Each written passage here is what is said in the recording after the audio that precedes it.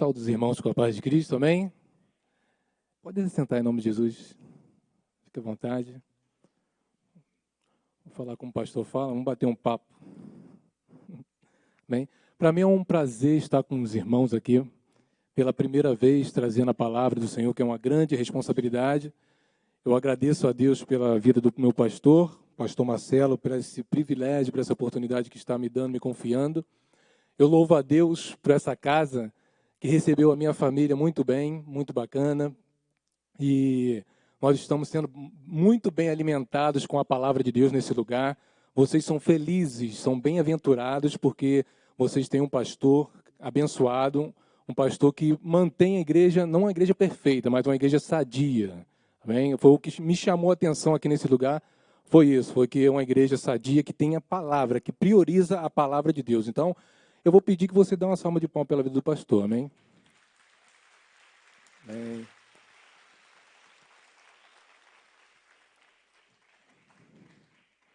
Eu não tenho dom de puxar saco não, tá, pastor? Fica tranquilo que passa longe de mim esse negócio aí. Louvo a Deus pela vida da minha esposa que está ali, Viviane Picorelli, o sobrenome, Picorelli. Deus abençoe você, linda, maravilhosa.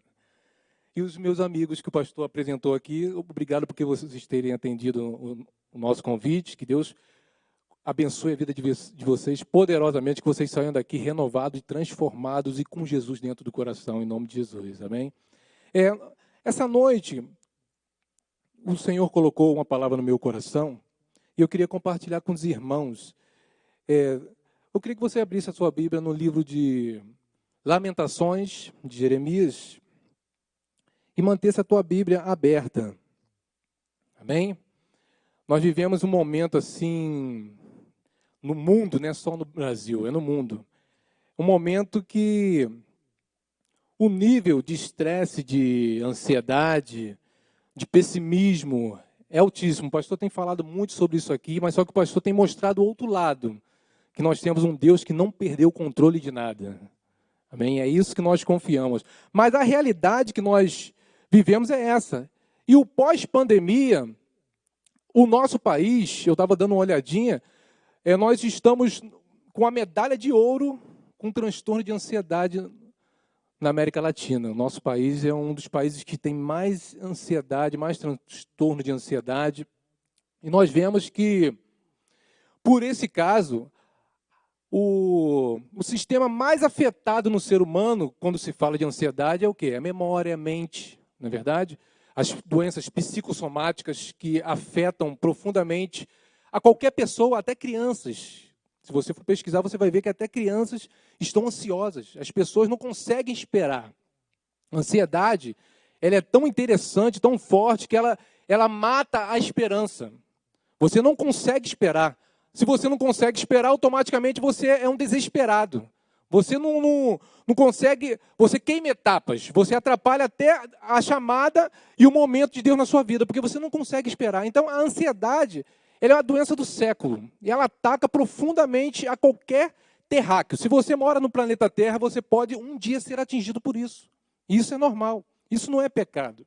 Isso pode acontecer com qualquer um de nós. E a memória, onde ela é muito afetada por esse tipo de doença, ela é uma das partes do cérebro que faz a captação do que acontece ao nosso redor. E a memória, ela adquire essas informações e armazena as informações, e ela tem uma função que é espetacular, que é muito complexa. A memória dentro do cérebro, o nosso cérebro, ele é tão espetacular que ele faz assim, quando ele precisa de alguma informação para resolver alguma situação difícil, ele vai lá no arquivo da sua memória, vai lá, pega em velocidade que você nem percebe, que computadores no mundo não conseguem alcançar. É tão espetacular, tão complexo, que não é só complexo aqui. De repente, eu estava vendo um cientista falando que na galáxia, no planeta Terra, na galáxia toda, não existe sistema tão complexo quanto isso que você tem na sua cabecinha aí. Entendeu? Então, nós podemos perceber que a memória, a nossa mente, ela tem dois processos. Tem o processo da memória, que é o processo que traz aquilo que passou, que é o passado, logicamente. E também tem a segunda fase da memória do nosso cérebro, que é a imaginação, que traz a imagem para a nossa mente, que ela se reporta ao futuro. E nós vemos que diante de tudo isso aí, o processo mental da nossa vida, do nosso corpo humano, tudo aquilo que nós agimos e reagimos passa por esse processo mental. Se você sente, primeiro você pensa. Se você tem vontade, primeiro você tem que pensar. Se você vai tomar alguma atitude ou você vai agir, primeiro você pensa. Isso é tremendo. Até a psicologia, ela explica isso, ela fala sobre isso aí, mas a Bíblia falava muito antes sobre isso aí. Freud diz que a memória, a mente, ela é o ensaio da ação. O pensamento é um ensaio da ação. E a Bíblia ela fala, lá no livro de Tiago, na carta de Tiago, capítulo 1, verso 14, ele diz assim, ó.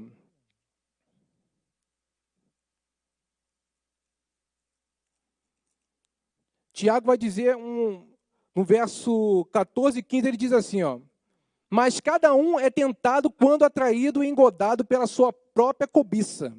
Depois, havendo a concupiscência, concebido dá luz ao pecado. Então, tudo passa pela mente.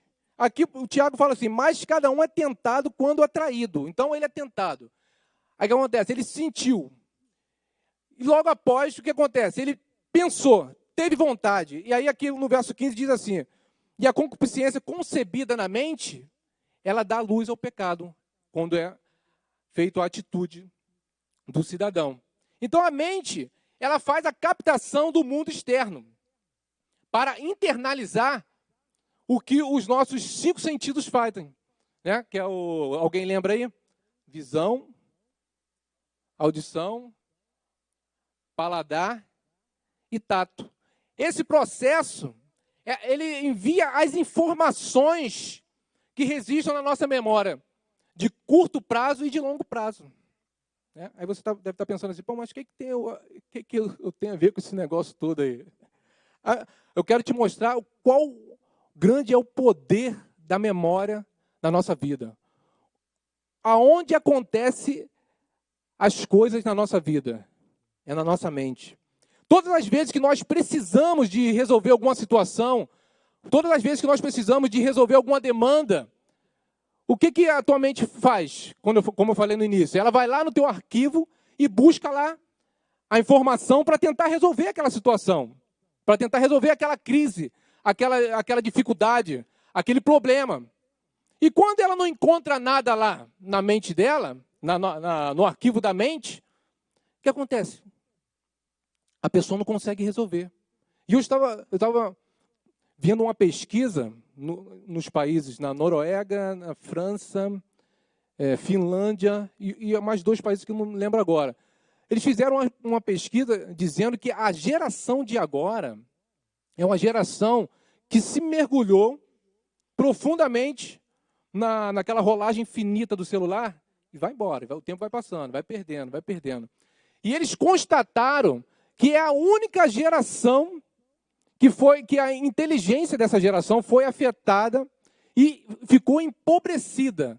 E eles compararam essa geração que passeia direto ali, que quando procura alguma coisa no arquivo da memória e não consegue encontrar, ela só encontra ali TikTok e outras coisas parecidas.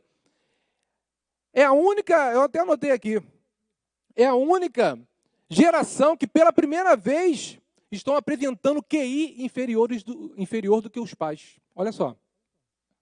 Normalmente, nós filhos, né, nossos pais, nós ultrapassamos, nem tanto, mas de repente um pouco além do que os nossos pais. E essa é a geração, por causa disso tudo, essa tecnologia toda, que usada por bem é muito boa, está prejudicando o crescimento e está empobrecendo a inteligência dos nossos filhos, dessa geração aí. E isso é muito sério, isso é seríssimo. O pensamento ele não pode ser deletado. Você não deleta o pensamento que está na tua cabeça. O pensamento, ele pode ser trocado, ele não pode ser deletado. Você não esquece, você não é madeira, você não é um poste, não é um banco. Você lembra das coisas, entendeu? Aquilo que aconteceu na sua vida, que te fez mal, você lembra. Aquilo que te machucou, você lembra. E você, às vezes, quer esquecer e não consegue esquecer. Mas você pode trocar isso da sua mente, da sua memória. Então, a memória, ela traz a historicidade da nossa vida. A memória, ela traz aquilo que passou. E nós somos formados por histórias. Você e eu, nós somos formados por memórias. E, infelizmente, às vezes nós ficamos, às vezes, desmemoriados, não é verdade? Às vezes nós esquecemos aquilo que o carro tem, o retrovisor. E às vezes nós esquecemos de olhar para o retrovisor. E o retrovisor olha para trás. E às vezes nos ensina algumas coisas. Às vezes nos ensina a ser mais grato a Deus. Não é verdade? Às vezes nos ensina a agradecer mais, você que é filho, agradecer, olhar lá para o teu pai, que de repente você não visita há tanto tempo, e agradecer o teu pai. O retrovisor, que é a memória, ela nos leva lá atrás. Para quê? Para nos fazer lembrar. E quero dizer para você que a memória, ela pode te travar, pode te paralisar, pode fazer você parar. E a memória também, ela pode te fazer avançar, pode te fazer ir mais além do que você imagina. Então a memória é tão importante que qualquer campo de batalha não se compara aqui na mente. O maior campo de batalha que o ser humano tem é na mente. Nós já falamos no início aqui, as maiores doenças que travam a humanidade, os maiores casos de absenteísmo nas empresas são casos mentais. São sobrecargas, são situações que travam, que paralisam as pessoas. Então você pode perceber que uma das profissões que mais são procuradas hoje são os psicólogos, os psiquiatras, são as profissões mais procuradas. Então nós vivemos momentos que a nossa mente estão sendo, em todos os momentos, bombardeadas. Aí você pergunta, como proteger a minha mente? Como proteger o seu coração, que é a sua mente?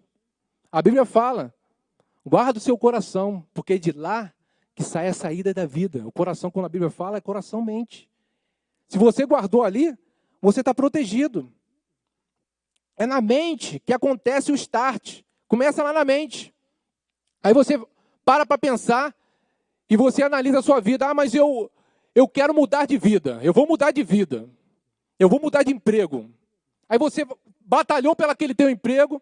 Você correu atrás daquele seu emprego. Você conquistou aquele emprego, mas você está infeliz naquele emprego.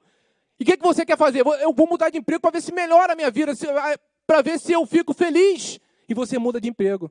E quando você chega no outro emprego, você descobre que você também está infeliz lá. Aí você passa pela tua cabeça, então eu vou mudar de país.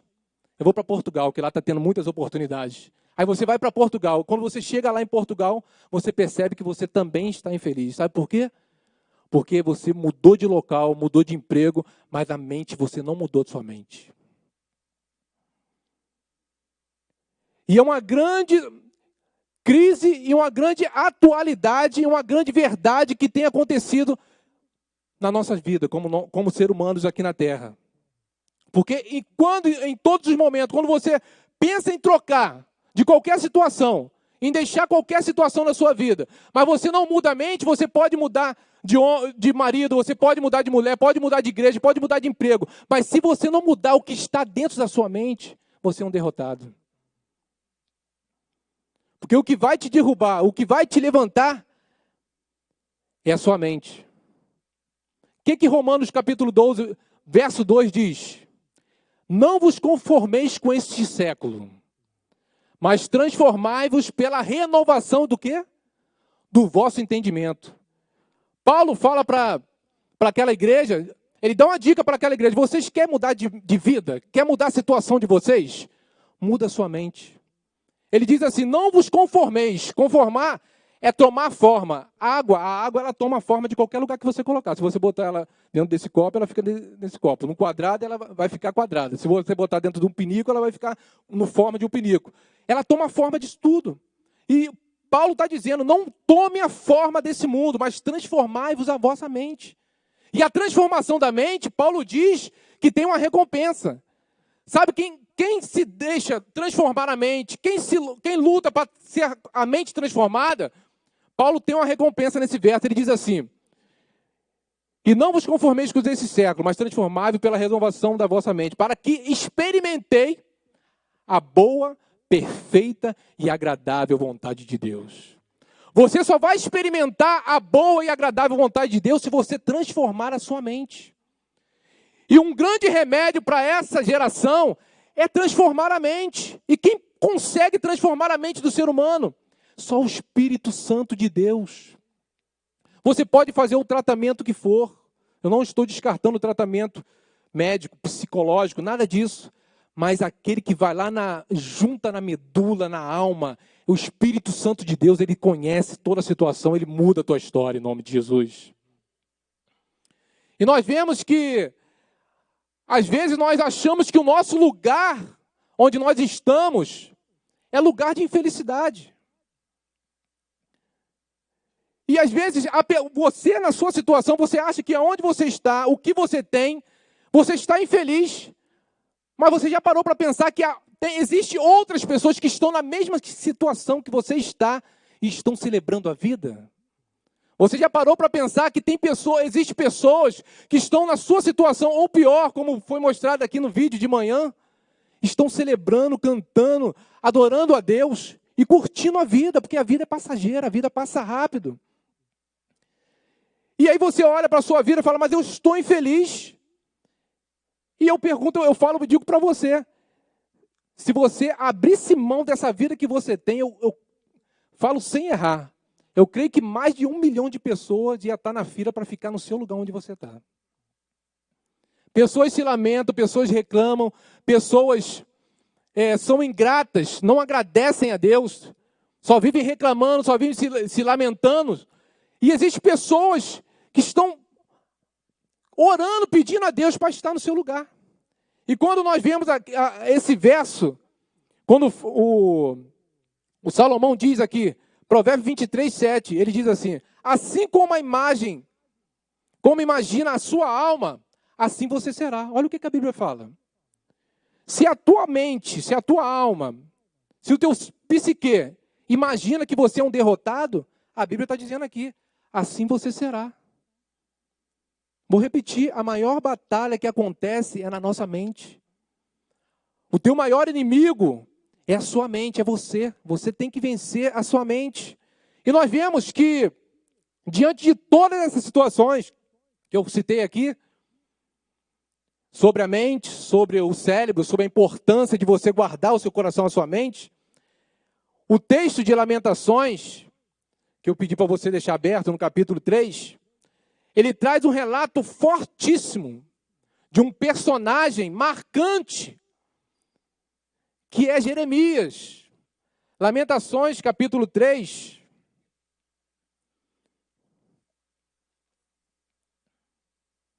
Ele faz um relato, quando ele escreve o capítulo 3, ali ele faz um relato que, se você começar a ler esse relato do capítulo 3, você fica estarrecido. Você fica assustado com esse cara, com esse camarada. Ele é o profeta Jeremias. Olha só. Jeremias é um profeta, veja bem, que ele já começou o seu ministério falido. Ele começou o ministério dele na ótica dos triunfalistas, na ótica da teologia da prosperidade, falido, frustrado, fracassado. Porque a Bíblia fala em Jeremias capítulo 7, verso 27, que Deus falou para ele assim: ó, você vai ser profeta, porém, você vai profetizar, e já vou te avisar logo, ninguém vai te ouvir. Imagina, você receber o dom de profecia, e você ser avisado que ninguém vai te dar ouvido. Você vai profetizar, você vai falar sobre a conversão, e ninguém vai querer se converter. Você vai falar sobre a transformação de vida, e as pessoas não vão querer te escutar. Elas vão te apedrejar, você vai passar, na maioria do tempo da sua vida de profeta, dentro dos poços, sendo perseguido, sendo apedrejado. E a Bíblia narra sobre isso. E nós mensuramos, às vezes, infelizmente, quando nós olhamos para Jeremias, o processo da vida de Jeremias já joga por terra toda essa teologia de triunfalismo, que você só tem que vencer, que você só é mais que vencedor. Você é mais que vencedor, sim, mas que você só vence. A Bíblia não fala isso não, senão a Bíblia não deixaria Jeremias escrever esse livro de Lamentações. Se você for estudar a palavra de Deus, só Jeremias teve esse privilégio de escrever as lamentações dele. É um profeta que tem um livro de lamentações. Lamentações é de choro, é de críticas, de lamentos, de sofrimentos.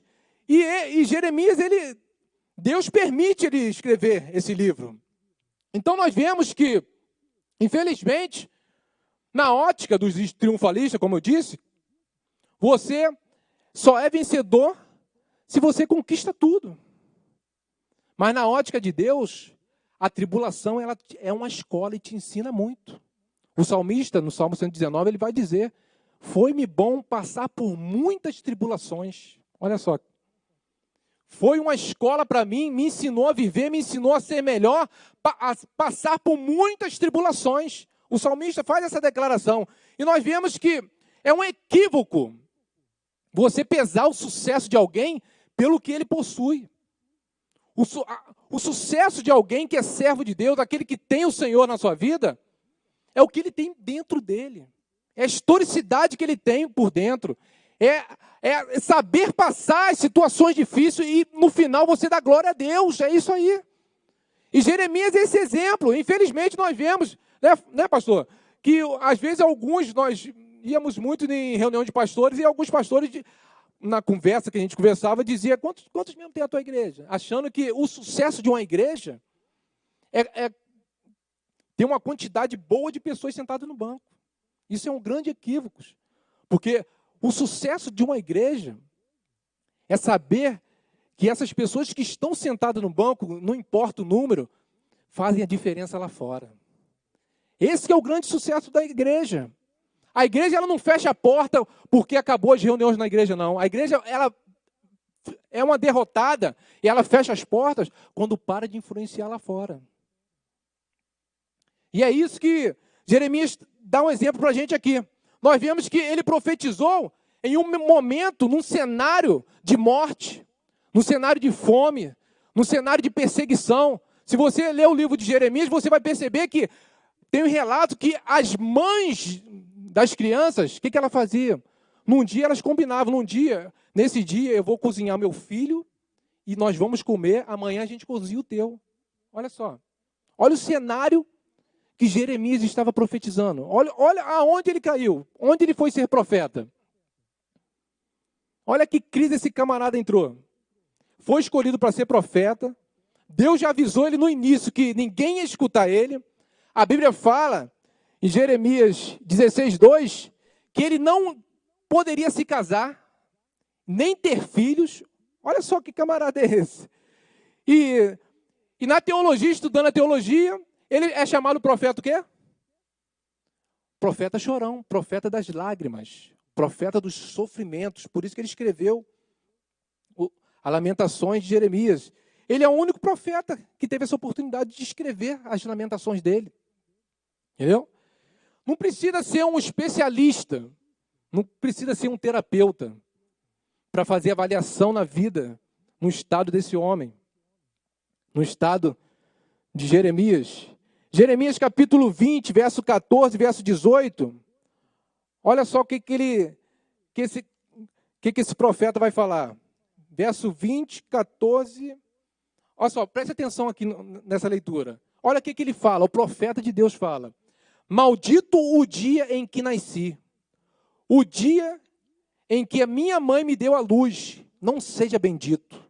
Maldito o homem que deu as novas ao meu pai, dizendo que eu nasci, alegrando com isso grandemente. E seja esse homem como as cidades que o Senhor destruiu, sem que arrependa-se, e ouça ele o clamor pela manhã, ao tempo do meio-dia, um alarido. Por que não me matou desde a madre? Ele pediu para ser abortado. Olha só o estado psicológico desse homem. Ou a minha mãe não foi à minha sepultura, ou não ficou grávida perpetuamente, para sempre, eu não saí da barriga dela. Por que caí da madre para ver trabalho e tristeza, e para que se consumam os meus dias na confusão? Olha só, esse é um profeta. Esse não é uma pessoa perdida, é um profeta de Deus. Olha o estado que ele se encontra. Olha as declarações que Jeremias faz. Lamentações, aqui em Lamentações, capítulo 3, olha só o que ele faz nesse relato. Eu sou o homem que viu a aflição pela vara do seu furor. Aqui ele está declarando para Deus. Ele está dizendo para Deus que Deus estava fazendo com ele. Ele me levou, dizendo de Deus, e me fez andar em trevas e não na luz. Olha só o processo psicológico desse camarada. Fez-me envelhecer a minha carne e a minha pele quebrantou os meus ossos. Edificou contra mim e me cercou de fel e trabalho. Olha só o nível. Assentou-me em lugares tenebrosos como os que estavam mortos há muitos, no cemitério. Ele está dizendo que Deus pegou ele, botou ele no cemitério, fica aqui no cemitério. Ainda, verso 8, ainda quando clamo e grito, ele exclui a minha oração. Olha só, ele dizendo que ele orava a Deus, pedia a Deus pela situação da vida dele, e Deus riscava a oração dele. Deus rejeitava a oração dele. Ele diz, verso 10, fez-me como urso de emboscada e um leão de esconderijo. Desviou-me os meus caminhos. Ele está dizendo que Deus desviou ele para o caminho do leão e do urso, para o urso despedaçá-lo. Verso 13, ele diz assim, fez entrar nos meus rins as flechas da sua aljava. Já sentiu dor, pedra no rins? Imagine flechas no rins. A declaração que esse profeta faz. Fui feito um objeto de escárnios. Todo mundo zombava dele. Verso 15, fartou-me de amargura, saciou-me de absinto. Quebrou com pedrinhas de areia os meus dentes, cobriu-me de cinza. Ele está dizendo que Deus pegou ele e arrastou o rosto dele no chão e quebrou os dentes dele. Encheu o rosto dele de cinzas. Olha a declaração desse homem. Olha a visão que ele tem de Deus. Para Jeremias aqui, nesse momento aqui, preste atenção. Para Jeremias está dizendo que Deus é o diabo dele. Que Deus está sendo o diabo na vida dele. Está sendo o adversário dele. Ele está declarando aqui. E o verso 17 é muito forte. Ele diz assim, ó, e afastaste da paz a minha alma. Eu não sei mais o que é o bem. Eu não sei mais o que é a felicidade. Olha que declaração que o profeta faz. Ele está dizendo que Deus disse para a paz, onde ele estiver, você foge dele. Onde ele estiver, tu vai para o outro lado. E ele faz a declaração, eu não conheço mais o que é alegria. Eu não conheço mais o que é a paz. Olha que declaração. Isso parece um profeta? Você acha que isso parece um profeta de Deus?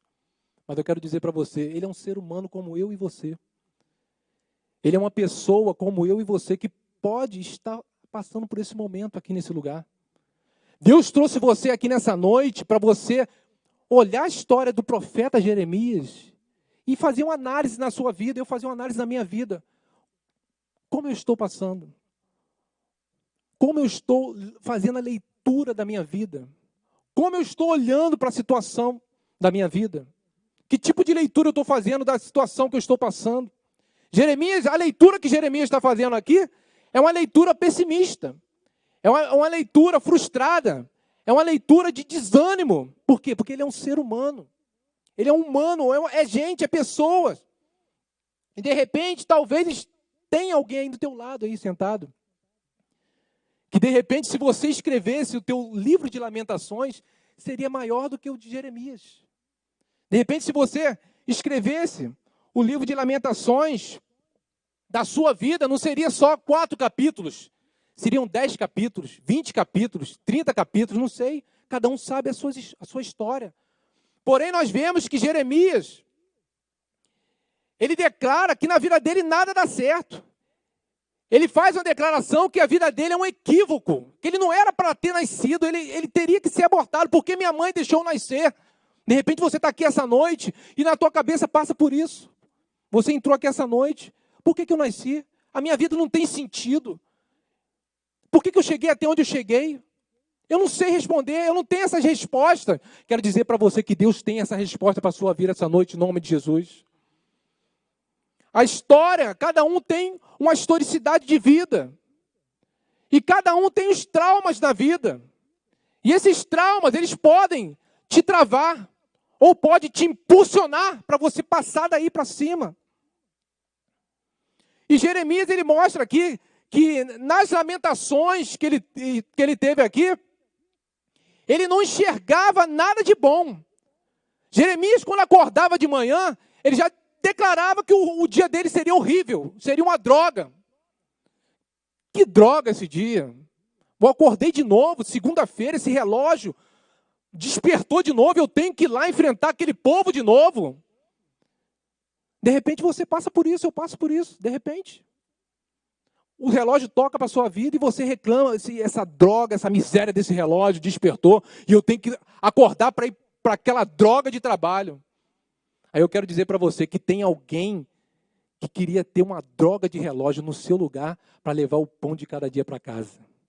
Que enxerga com outra ótica. Mas Jeremias estava olhando nessa ótica aqui. Ele estava, na ótica dele, o óculos, eu estava até falando com o pastor que eu não enxergo nada de longe, nem de perto, mais ou menos. Se eu tirar o óculos aqui, eu vejo vocês todos embaçados aí. Eu não consigo enxergar o rosto de vocês. Da minha esposa está embaçada ali, sei onde ela está. Mas quando eu coloco o óculos, eu vejo tudo. De repente, o óculos de Jeremias estava embaçado. Ele não estava conseguindo enxergar com a ótica da esperança na vida dele. Embaçou, ele não conseguiu enxergar mais nada. Travou. Ele paralisou. E nós vemos que o salmista, no Salmo 109, verso 17, esse versículo eu anotei aqui, é interessante. Porque quando ele acordava e já declarava isso, eu creio que o inimigo falava assim, ó, é isso aí. Quando você acorda, você fala assim, ó, meu dia é uma droga. O diabo acho que deve falar assim, ó, eu recebo isso, eu vou fazer o teu dia uma droga mesmo. Aí o salmista fala, olha o que o salmista fala, Salmo 109, verso 17. Visto que amou a maldição, ela lhe sobrevirá. E assim como não desejou a bênção, ela vai se afastar de você. Olha só, quando você deseja a maldição, quando você amaldiçoa o seu dia, amaldiçoa as coisas que você possui, que você tem, a Bíblia diz aqui que ela sobrevirá sobre você. E se você não deseja a bênção do Senhor, ela vai se afastar de você. Olha só. E Jeremias estava nessa situação. Porém, parece que acontece um start na vida de Jeremias. Parece que acontece assim uma coisa sobrenatural, porque no verso 21, ele diz assim, ó, olha só, chega. Para tudo. Eu vou me ressignificar. Eu vou fazer nova gestão da minha vida. Eu vou gerenciar a minha mente. Ele diz assim no verso 21. Quero trazer à memória aquilo que me dá esperança. E quando ele fala isso, ele estava no auge da dor. Ele parece que ele cai em si e sacode todo o entulho emocional que estava na vida dele. Ele recompõe-se e diz assim, eu não vou permitir que isso me afunda. Eu não vou permitir que a minha vida seja um baú de mal, um baú de tristeza, de mais recordação. Ele diz assim, eu não permitirei que o meu coração se transforme em um poço de amargura. Eu quero trazer à memória aquilo que me dá esperança. Ele diz, eu não vou permitir que a minha mente seja uma rede de fracasso, uma rede de decepções. Ele diz assim, chega, não, chega, daqui para frente, eu quero trazer à memória aquilo que me dá esperança. E esse ponto é interessante, porque de repente aquele profeta que você viu aqui declarando nos 20 versículos, declarando que Deus afastou ele da paz, que ele não conhecia o que era tristeza, ele declarou e disse que Deus era o diabo dele, e no momento ele para tudo, você observa, esse profeta é bipolar. Pô, de uma hora para outra ele mudou? Não. Ele fez a gestão da mente dele. Ele fez a gestão da memória dele. Ele disse, eu vou trazer. Ele diz assim, ó, quando ele fala ele diz assim, ó, eu decido trazer à minha memória aquilo que me dá esperança. Aquilo que me faz vencer, não aquilo que vai me travar, aquilo que vai me paralisar, não aquilo que me dá esperança. Ele faz essa declaração no coração dele. E de repente aqui, eu e você, estamos com memórias nas nossas vidas, memórias que podem travar os nossos corações, memórias que às vezes podem te levar para baixo. E aí o que Paulo fala? Paulo fala lá em Filipenses 3:13, ele diz assim, de uma coisa, de novo, uma coisa eu faço, esquecendo-me das coisas que para trás ficam e prossigo para o alvo da soberana. Aleluia. Então, Paulo está dando essa dica. Jeremias diz assim, quero trazer à memória aquilo que me dá esperança. E Paulo fala assim, ó, eu deixo para trás aquilo que vai me travar. Jeremias fala, eu trago à memória o que vai me fazer fortalecer, o que vai me fazer seguir, o que vai fazer ser vencedor. E Paulo fala assim, deixa para trás aquilo que vai te travar, aquilo que fez você parar, aquilo que te fez chorar, que te fez desanimar, aquilo que de repente na tua história, estragou a tua história. Quero dizer para você, está aqui essa noite um que pode mudar a história da sua vida. Está aqui essa noite alguém que é o Espírito Santo de Deus, que pode mudar a página da sua agenda e preencher ela todinha com as vitórias do Senhor na sua vida, em nome de Jesus. Aleluia. E você percebe que naquele momento, na vida de Jeremias, acontece um start. Parece que aperta um botão ali, pum, aperta o botão e ele fala assim, ó, eu decido. Você tem poder sobre a sua memória. Você tem o poder de decidir. O Espírito Santo, ele tem o poder de te convencer, mas a decisão é sua. A decisão de mudar de vida, a decisão de mudar de história, a decisão de não ter mais uma vida descartável, uma vida superficial, a decisão é nossa. A decisão de manter a nossa mente transformada, a nossa mente mudada, a nossa mente blindada, é minha e sua. Nós que tomamos essa decisão. Traz à memória aquilo que te faz sorrir. Lembra-se de uma oração respondida. Traz a sua memória aí agora, nesse momento, aí no teu lugarzinho. Em vez de trazer uma coisa que te travou, que te fez chorar, uma oração respondida. Lembra aí? Eu me lembro quando eu estava na fase de 18 anos. Fui lá atrás. E desempregado e naquela ansiedade e as coisas apertando em casa. E eu naquela ansiedade, eu pedi ao Senhor, orava. E pedi ao Senhor para mudar a história da minha vida. E eu lembro que a rádio, não sei se vocês vão lembrar, vamos ver quem é antigo aqui. A Rádio Relógio, quem lembra da Rádio Relógio? Nossa, tem gente antiga aí, é do Rio de Janeiro, lá no Rio tinha essa. A igreja Nova Vida estava inaugurando, estava vindo, acho que dos Estados Unidos, vindo para o Brasil, estava inaugurando a rádio. E tinha, acho que é Roberto Marcalice, eu era adolescente, escutava. Aí eu crescendo, aí tinha boas palavras. Eu me lembro que eu tinha feito concurso e tinha passado no concurso, mas as coisas estavam apertando e nada de me chamar, nada de me chamar. Eu me lembro que à tardezinha eu lendo a Bíblia, eu estava com um violãozinho ali, lendo a Bíblia. E aí acabou a mensagem ali no rádio, escutando o radinho. Eu ajoelhei e orei, falei com Deus. E logo após, cantou uma música acho que é Grupo Logos, assim, agrada-te do Senhor e Ele fará aquilo que deseja o seu coração. Entrega o teu caminho ao Senhor e o mais Ele fará. Aí eu escutei aquela palavra, eu comecei a chorar.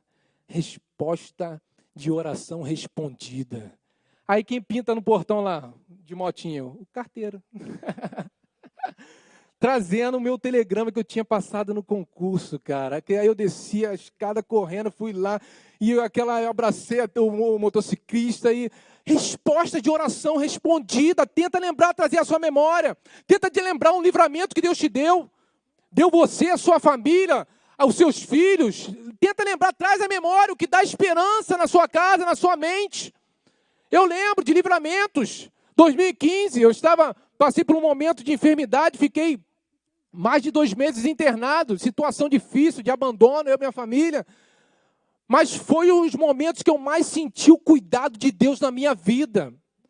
Teve um momento crítico que eu estava isolado num setor lá do CTI, e as pessoas para me visitarem tinham que botar um roupão, máscara, e eu ali olhando de fora não me via, mas eu via quem estava do lado de fora, pelo aquele vidro fumê. E do lado de fora eu via muitas coisas acontecer, ali praticamente cheio de fios ali, imóvel, e eu via lá o pessoal às vezes ressuscitando os médicos desesperados ressuscitando, e aquela cena de terror. E ali internado. E eu vi naquele momento Deus operando maravilha. Eu me lembro que uma ovelha lá da nossa igreja, ela trabalhava no hospital lá no Norte Dor, e ela foi lá me visitar, aí levou umas amigas para me visitar, e eu lá, internado, cheio de fio lá no corpo. Tenta lembrar do livramento que Deus tem te dado. E aí ela foi com as amigas, e nós fizemos uma oração, aí ficou, a chefe da enfermagem ficou do meu lado.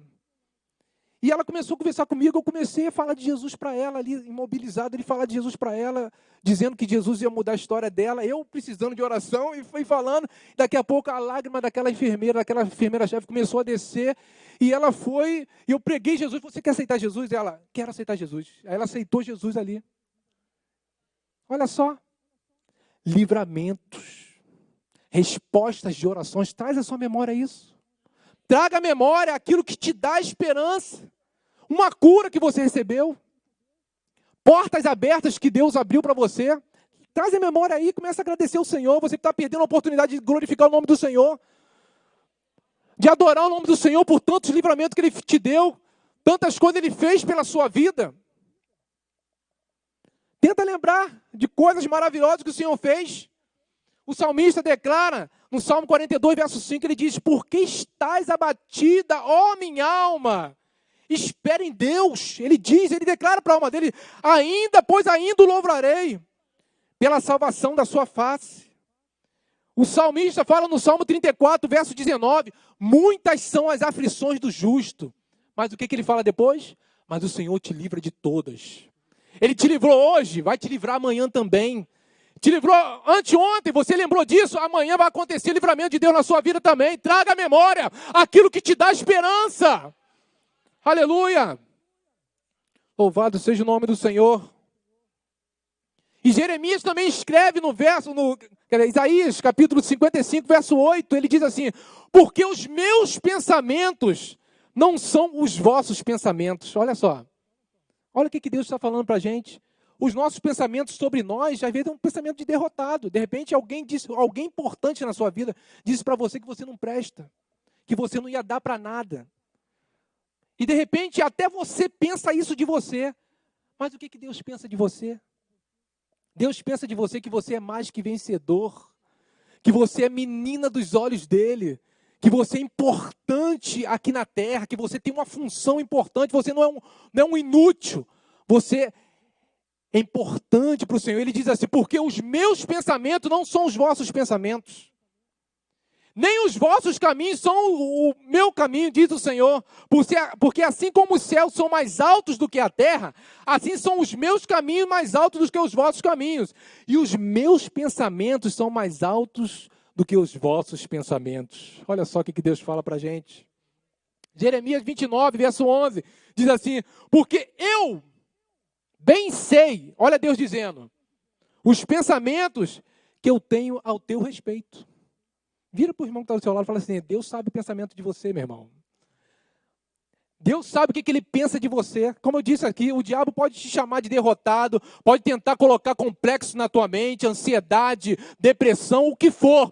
Mas eu quero dizer para você, quero lembrar, trazer a sua memória, que Deus diz assim, ó, eu é que sei que pensamento tenho sobre vós, pensamento de paz e não de mal, para vos dar o fim que vos esperais. O pensamento que Deus tem de mim, de você, é pensamento de paz, meu irmão. Guarde isso no seu coração, guarde isso e remoe durante essa semana. O pensamento que Deus tem de mim é de paz, é de vitória, é de vida, em nome de Jesus. Aleluia. E para fechar, Jesus faz uma declaração importantíssima, Mateus 28, 20, ele diz assim, ó, eis que estou convosco todos os dias da sua vida. Você não está sozinho não, meu irmão. Você não está só. Aleluia. Deus está contigo em todos os momentos da sua vida. Louvado seja o nome do Senhor. Você não passa sozinho pelas situações difíceis. Você pode se sentir abandonado, mas Ele declara na palavra dEle, eis que eu estou convosco todos os dias, até a consumação do século. O século se acabou? O mundo se acabou? Não, então Deus está contigo, meu irmão. Deus está contigo em todas as situações da sua vida. Não desista, não pare. Trague à memória aquilo que te dá esperança. Aleluia. A irmã vai me ajudar aqui no louvor. Enquanto isso, se coloque de pé, por gentileza, por favor.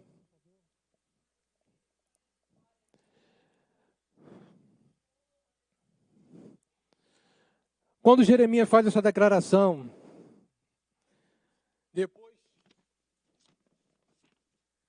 depois de tanta crise, de tanto sufoco, Jeremias para. Siga o exemplo de Jeremias, a dica de Jeremias. Ele fala para a gente, ele diz assim: quero trazer à memória aquilo que me dá esperança.